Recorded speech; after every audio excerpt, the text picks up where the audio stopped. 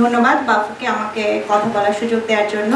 এবং আমি মেইনলি আমার পিএইচডি এক্সপিরিয়েন্স শেয়ার করব, সেটা থেকে অনেকে ছোট ছোট টিপস নিতে পারে যারা পিএইচডি করছে, that will be helpful for the future. So আমার ব্যাকগ্রাউন্ড হচ্ছে, আমি ঢাকা ইউনিভার্সিটিতে বায়োকেমিস্ট্রি আর মলিকুলার বায়োলজি থেকে অনার্স এবং মাস্টার্স করেছি, এবং আমার মাস্টার্সের যে থিসিস সেটা আমি করেছিলাম বার্ডেম হসপিটালে। That was a very good decision for me, because এবং আমার থিসিসটা খুব যেহেতু ডায়াবেটিস নেফ্রোপ্যাথির উপর ছিল, সেটা খুবই ইম্প্যাক্টফুল একটা ছিল। যখন আমি এখানে আসি, আসলে আমি এসেছিলাম অ্যাজ এ স্পাউস হিসেবে, সো আমি এখানে পড়াশোনা করতে আসিনি। তো আসার পরে আমার একটা টার্গেট ছিল, যেহেতু আমার সবসময় টার্গেট ছিল যে আমি পিএইচডি করব। তো আমি এখানে আসার পরে অনেক অ্যাপ্লিকেশন করছি প্রফেসরদের লিখছি। আসলে আমি মাস্টার্স করতে চাচ্ছিলাম না, কারণ আমার মধ্যে একটু ইগো কাজ করছিল ওই সময়, যে আমি ঢাকা ইউনিভার্সিটি থেকে বায়োকেমিস্ট্রি থেকে পড়ে আসছি, আমি কেন মাস্টার্স করবো। কিন্তু আমার মনে হয়, আমি শুরু করেছিলাম 2010-এ, তখন ইজি ছিল। এখন মনে হয় এটা একটু ডিফিকাল্ট সরাসরি পিএইচডি পজিশন পাওয়াটা, but I don't know for sure. So অনেকে আমাকে কনসাল্ট করলো, তুমি মাস্টার শুরু করো, that will be easy for you. তো আমি প্রফেসরদের লিখে যাচ্ছি, একজন প্রফেসর বায়োমেডিকাম থেকে আমাকে রিপ্লাই করলো। সো আমি ওখানে রিসার্চ অ্যাসিস্ট্যান্ট হিসেবে ঢুকি, not as a PhD student. So আমি ওখানে কাজ করছি। তো ওটা হচ্ছে আমার এন্ট্রি পয়েন্ট। সো আমি একটা জিনিস বলবো যে আপনারা গিভ আপ করবেন না, ট্রাই করবেন। সো এন্ট্রি পয়েন্টটা সবসময় কাজ করে। ওখানে ঢোকার পরে যেহেতু আমি একটা ল্যাবে ঢুকে গেছি, তখন আমি আমার পছন্দের সাবজেক্ট বা পছন্দের টিচারদের নক করা শুরু করলাম, যে আমার প্রিয় সাবজেক্ট কি, what interest me more. So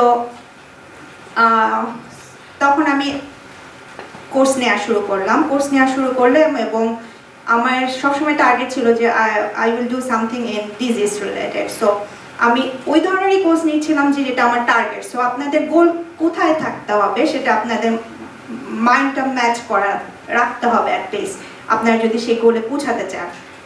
এটা আমার ফার্স্ট সাজেশন, এবং এটা আমার ফার্স্ট টিপ। সো এটা is not easy, but as Manju ভাই said, it's hard but it's not impossible. তো আমি আমার প্রিয় প্রফেসর আমি ওর কোর্স নিলাম, এবং ওকে আমার ভালো লাগলো, এবং ওকে আমি সরাসরি অ্যাপ্রোচ করলাম যে I wanted to start my PhD, so what should I do, and I like this subject, and of course you have to get the highest mark of that subject if you like it. So you have to show somehow that you are capable of doing something. If they will not just take you as you are, you have to prove something that you are good enough, that they will trust on you. So that was another turning point. So she আমার যেহেতু বললো যে আমি ওকে approach করলাম, আমি তোমার course নিলাম এবং তুমি আমাকে 5 দিয়েছো, so I wanted to do research. তো এটা সেকেন্ড টার্নিং পয়েন্ট। সো আমি ল্যাব সুইট, এবং আমি অলরেডি যেহেতু রিসার্চ অ্যাসিস্ট্যান্ট, সো আমি প্রুভ করার চান্স পেলাম যে আমি গুড ইনাফ, তুমি আমাকে নাও, you will not regret it.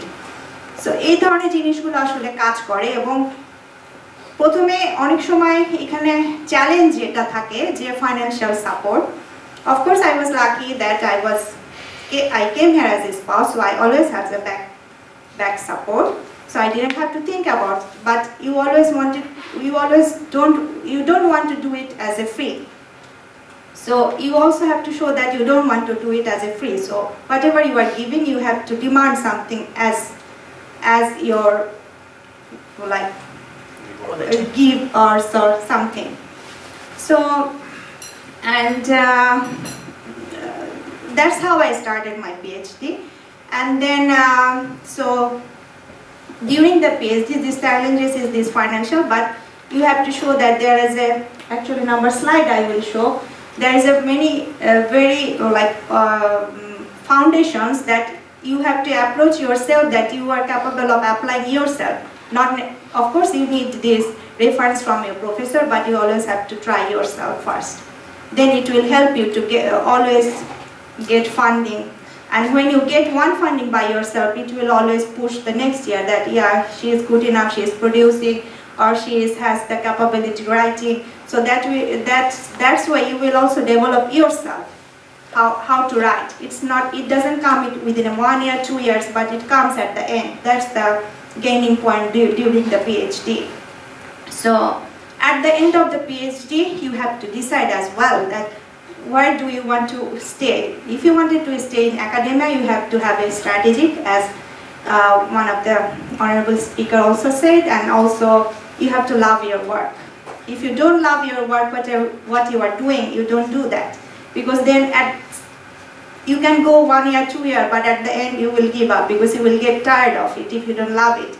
Because in my case, I always did love research, and whatever subject, since I always actually choose immunology from my very first beginning. So I was devoted on it, and I have passions on it. So at the end of the PhD, when you are knowing that you are going to finish next year or the next 2 years, you always have, on that period, you start searching your next future, what you are going to do after that.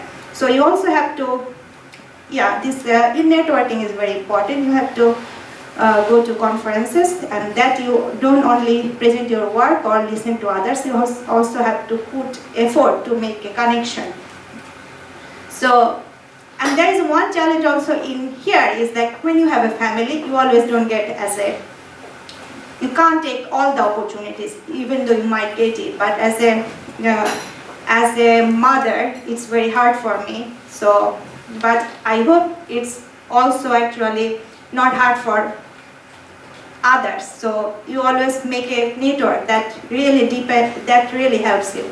So, but since I was very much interested living in Finland, and I have a son that I have to consider his career, so I was looking for these opportunities that I can go into. So I did actually start looking position even I finished my PhD. I know that I'm going to graduate 2018, so I started already 2017, for an example, writing an application, and I can't even remember how much letters I have written to anyone. So it's hard, not impossible, to get a response. You get so many responses. I get also to so many interviews. You did a very excellent interviews, but you never know why didn't you get another call. So never give up. So, so at the end actually I was lucky, and I was also get one response to Finnish Red Cross blood service. That was also my another goal from the very beginning, among 2 or 3 other companies that I will mention in a minute. And it was very surprising. This professor did an interview, and I did a good job, and I invited him also to my PhD defense, as I wanted to show him that he should know how good I'm good or bad, that he can actually evaluate me better. Then I actually also proposed, okay, I will write a proposal with you. You have to give me a reference. You don't have to open a position for me right away. So that's how I approach. I didn't ask for a position, like open position, you give me the position.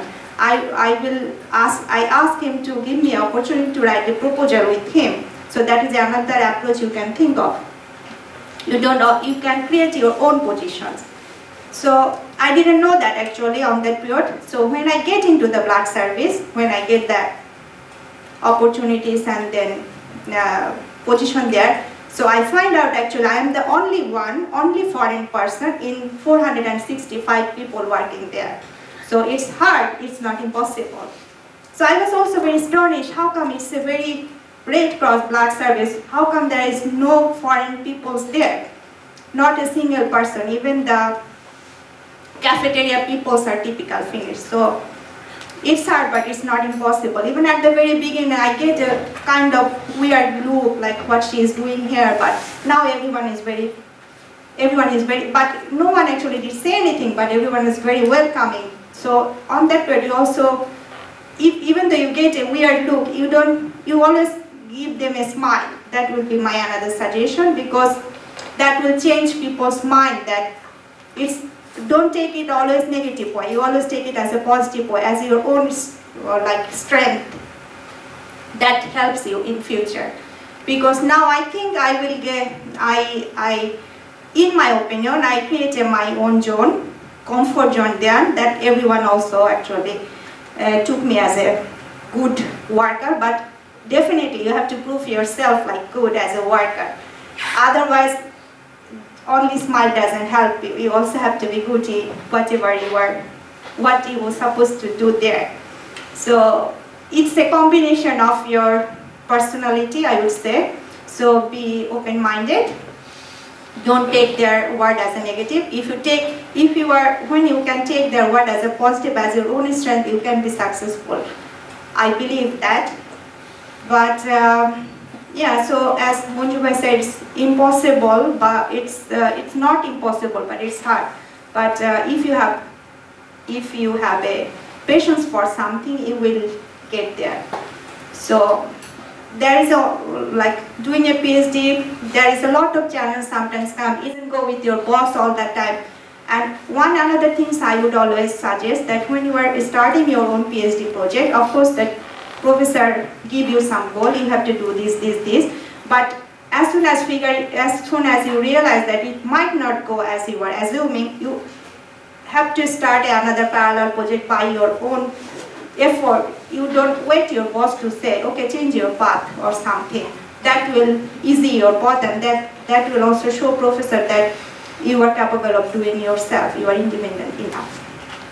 Although I'm not so experienced in this working life, but I'm learning a lot of new things. So university and company is, although it's a research and development, I'm working as a postdoctoral research scientist and also a specialist of this development, one product. So it's cultural wise is quite different from university, but that's also in your learning process. You will learn so many. So I will suggest, if you have a chance, you also go to the company, take some new experiences that you can actually, even though you love university research, you can always go back there with these new ideas and new way to work. It will change both the environment. Yeah, and I don't know, whoever doing this PhD, maybe I will just share one of these slides. That doesn't matter what year is this, but these are the foundation I have been always trying. Not necessarily I get funding myself from all but I have tried almost all of this. So it's actually when it's open and when it's end, never mind the year, because the month is important. So if you take small tips from there, you can always try in these things. And if you are going to finish your master's, FinBionet is also a very good website to look for a PhD position, open position. So it's very easy, and they also offer actually postdoc and other. And yeah, so I already did mention this, that in the courses of your own interest, and then you also actually need to know whom you will be working with. If you don't know your PI or something, then you don't like it, then don't go there.